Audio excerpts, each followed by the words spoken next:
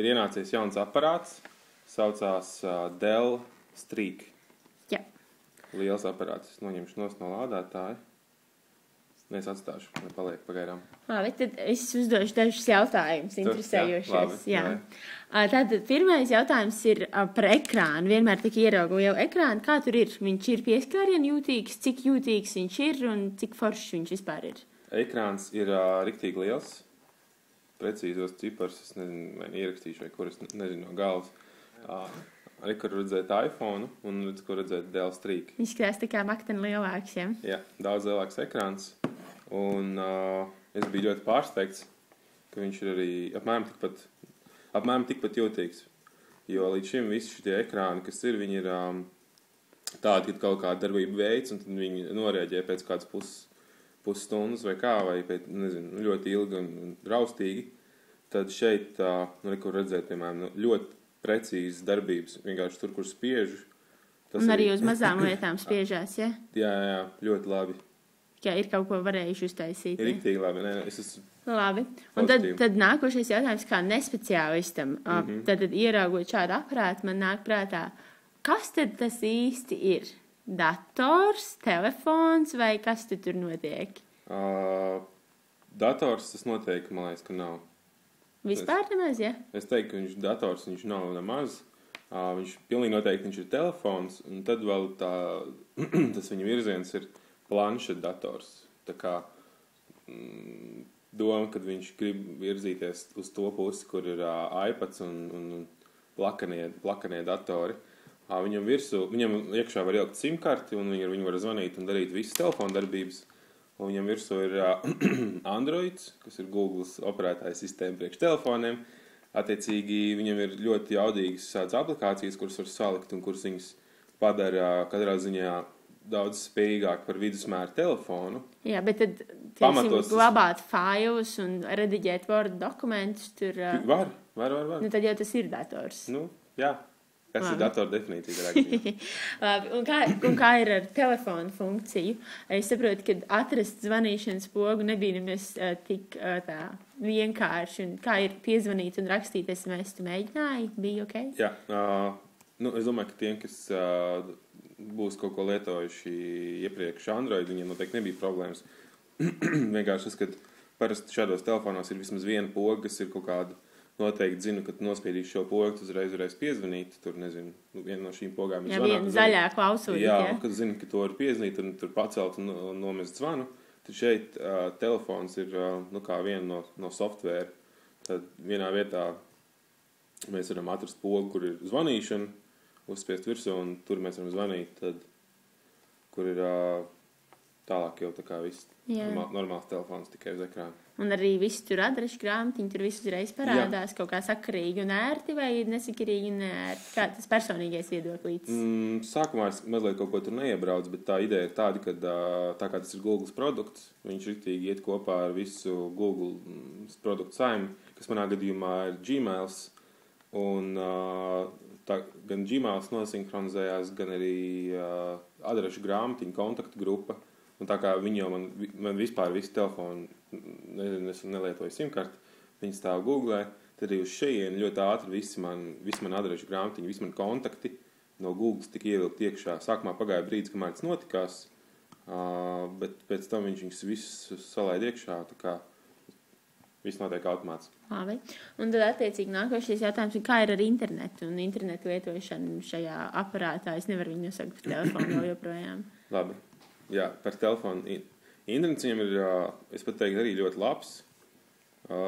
Es ļoti skeptisks biju, protams, par visu, kas nav iPhone. Man liekas, ka tas noteikti nevar būt nekas īpaši labs. Jā.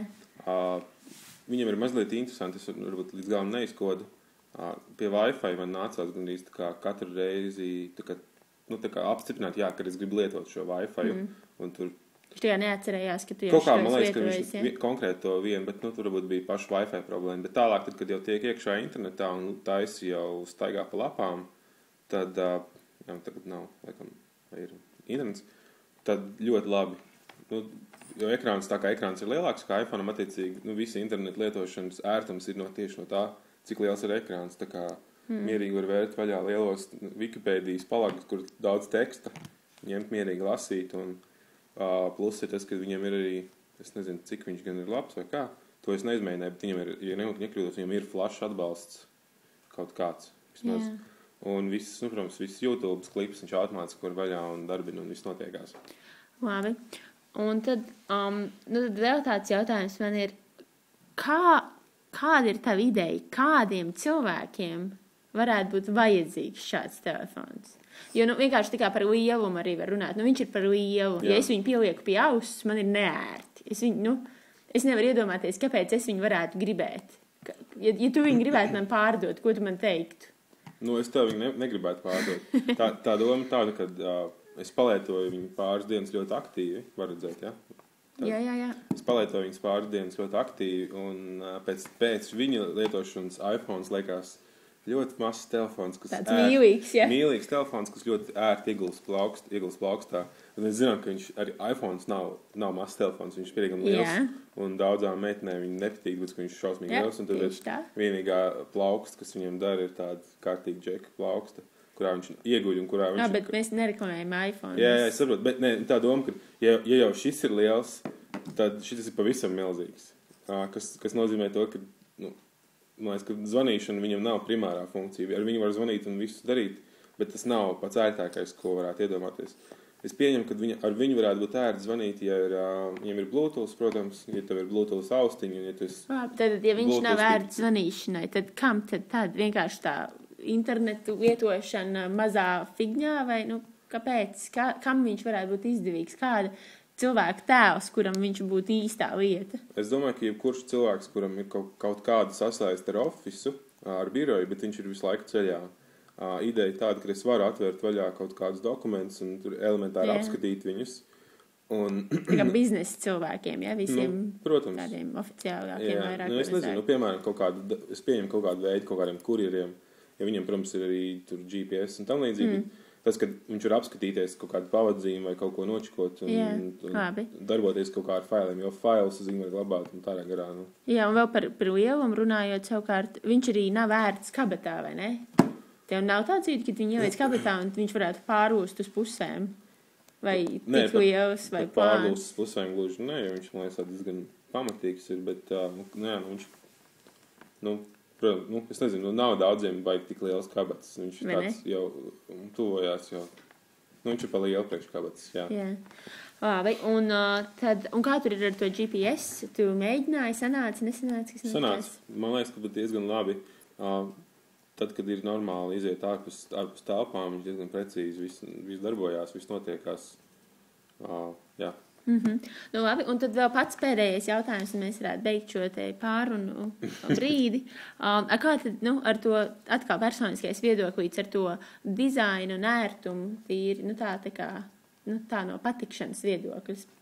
Teiksim, ja tev būtu jādod tur 5 krūzītes, cik krūzītes tu dotu? Kaut kādas 4 vai 3,5. Vizuāli ir tā, ka, protams, tas pats, kad viņš mazliet noķēpājās no pirkstiem, bet man ļoti patīk, ka viņš ir izslēgts, viņš ir vienkārši viens liels melns, viengabalēns klucis, tāds, kas citiem varbūt nepatīk, man, piemēram, ļoti patīk, ka viņš ir diezgan labi izskatās, kad viņi notīra, protams. Kas man mazliet mulsina, arī cik cilvēkiem es devu rokās, mazliet mulsina aizmugurē vāciņš, kur var tik klāt pie baterijas. Viņš ir tāds, ka tā kā smuks ar dēlu uzrakstiņu. Smuks ar dēlu uzrakstiņu, bet vienkārši es ar vienu vieglu kustību varu tikt atvērt vaļā vāku. Jā. Un man ir jautājums, vai tam tā ir jābūt. Vai... Kā bērnu drošs nav, ja? Nē, es nezinu kādu. Un tad var tikt klāt un kaut ko darīt šeit iekšā, vai tas ir tik bieži vajadzīgs, un vai tai kustībai vajadzētu būt tik vienkāršai, jo es viņu varu ļoti viegli dabūt vaļā un ciet. Varbūt kādam tas ir pluss. Un otra lieta, kas man mazliet mulsināja, tas, kad ja iPhone var paņemt rokās un jebkurā brīdī atrast to pogu un sataustīt vienīgo pogu, kuru atbloķējās ekrāns un aizbloķējās, tad šeit tā poga ir tieši blakus fotografēšanas pogai. Attiecīgi fotografējot var dažreiz izslēgt tā kā telefonu un gribot ieslēgt tas pie Tas Ja, bet pogas viņi ir... jau nestrādā tā fotografēšanas poga, ja tev viņš ir izsēgts, ne? Jā, nu tur nekas, tad tu mūlis vienkārši spaidi baksties un nekas nenotiek. Jā. Un tā, tad es biju domājis, ka viņi varēja vai nu nokļūt pilnīgi citā pusē, vai nu Vai kaut īpaši kā lielāk, Tātad, jā. visas Viņas ir vienādas. ir skaņas pogas, kas ir kaut ko dara, un ir fotopoga, un šeit pogai vajadzēja būt kaut kādai mazliet izceltākai. Piemēram, pirms tam bija mums testā tas Nokijas telefons, kuram bija tāds bīdāms, tāds klikšķis, kur varēja tā kā pavilkt un atbloķēt austiņas, kas bija ļoti ērti. Nu, labi, un tad vai ir vēl kaut kas, ko tu vēlētos piebilst šai sarunā? Kaut ko mēs neapspriedām? Fotoaparātu, fotokameriņu?